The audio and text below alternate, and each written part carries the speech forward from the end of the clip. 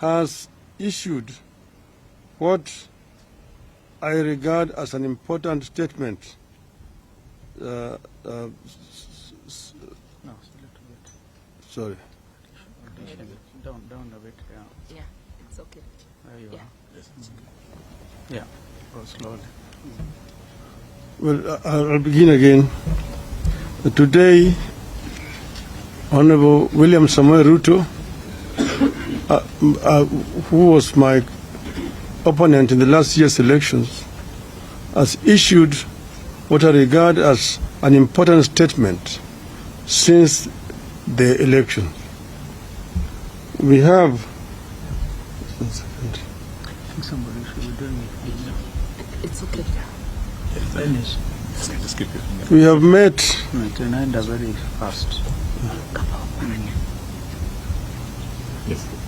We have met and listened to a diverse group of Kenyans, including religious leaders from all faiths, about the crisis facing our country today. They have implored us to give dialogue, especially during these holy periods of Easter and Ramadan.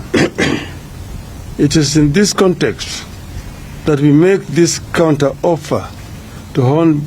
Ruto's call for dialogue. Mr. Ruto has asked me and Azimio to enter into a constitutional, open-ended and binding dialogue with this government to find a resolution to the issues that we in Azimio have raised about the last year's election and the key governance and the cost of living issues facing our country. As Kenyans know, we disputed the 2022 election results declared by the then IBC chairman, Wafula Chebukati, and a minority of 2 commissioners against the express decision of a majority of 4 commissioners to reject those results. To our consternation, the Supreme Court unfortunately agreed with the IBC. We refuse to accept the ruling of the Supreme Court as biased and lacking in proper jurisprudence.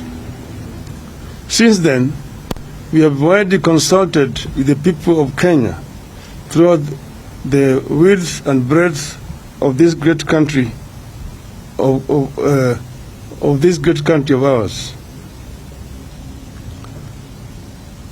We have held rallies and more recently demonstrations in Nairobi and elsewhere. We believe that the people of this country understand the danger we face as a country. In our view, elections are sacred because they must represent the true voice of the people. We have raised the key issues that we face as a country, including the electoral injustice, the cost of living, the legitimacy of the IBC, the opening of the server for a forensic audit, the savage attacks on media and innocent civilians by the police, and the viability of our democracy, including buying off of members of parliament. We have said that members of parliament, once elected in political parties, must carry that mandate for the rest of the life of that parliament. I believe that Kenya is today facing its worst crisis in decades, out of which we could recover or go the way of other failed states. As leaders, it is our responsibility in Azimio,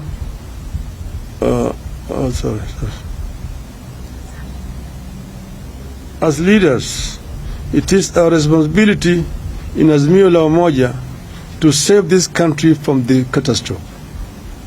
We as Azimio la Umoja have resolved the following. 1. We acknowledge Mr. Ruto's olive branch for a dialogue on key issues raised by Azimio la Umoja.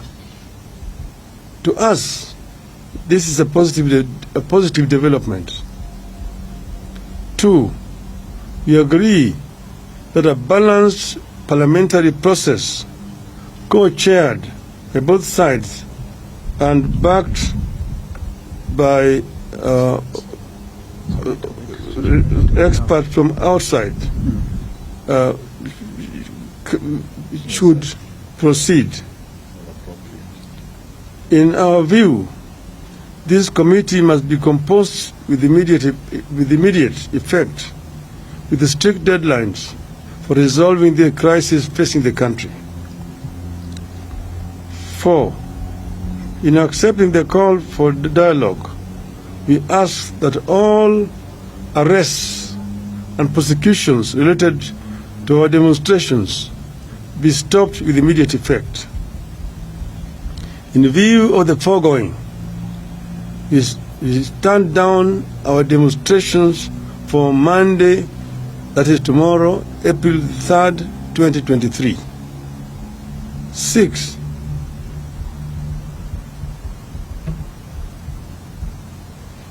but in doing so, we want to emphasize that the right to assemble, to demonstrate, petition, and to speak are ironclad as provided for in our Constitution. 7, therefore, we reserve our rights to call for demonstrations should this process not bear fruit. Should there be no meaningful engagement or response from Hon Ruto to our counter-offer, we resolve to resume our demonstrations after 1 week. We have said several times that demonstrations, picketing, processions, petitions are enshrined in our Constitution, and therefore they are not criminal. We have also said that we as Azimio have never organized criminals to vandalize businesses of innocent, hardworking Kenyans. This is the work of our distractors. Our distractors have all the times tried to show these demonstrations as being violent and aimed at destroying businesses of other people. We want them to desist from doing so. And we want to underscore the point that demonstrations are a fundamental right of each and every Kenyan. Therefore, we would like to see other organizations, particularly human rights organizations, stand out and condemn these heinous acts which have been committed by the state. There have also been excessive use of force by the police. Police officers are meant to keep law and order. But if you find a situation where police officers are using live bullets against unarmed civilians, it is of course basically a reckless police force which wants to cause life which they are supposed to protect. We actually protest in the strongest terms possible about this violation of the fundamental rights of our people. We say that we are ready to embrace dialogue and that we will engage as long as Mr. Ruto and his team are ready to engage. We as Azimio are ready because we want a peaceful resolution to the differences that we are having in this country. We want to strengthen our democracy. We want our election to have meaning, that how Kenyans vote is actually what is eventually announced by the Electoral Commission.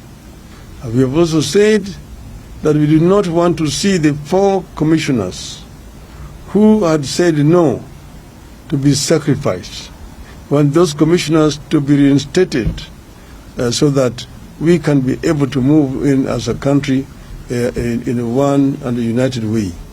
So we are ready as Azimio. I'm saying in conclusion, we were ready to engage.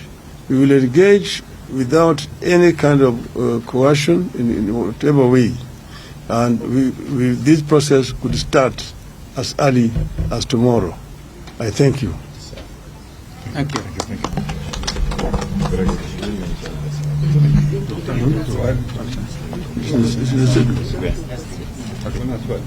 There's any question?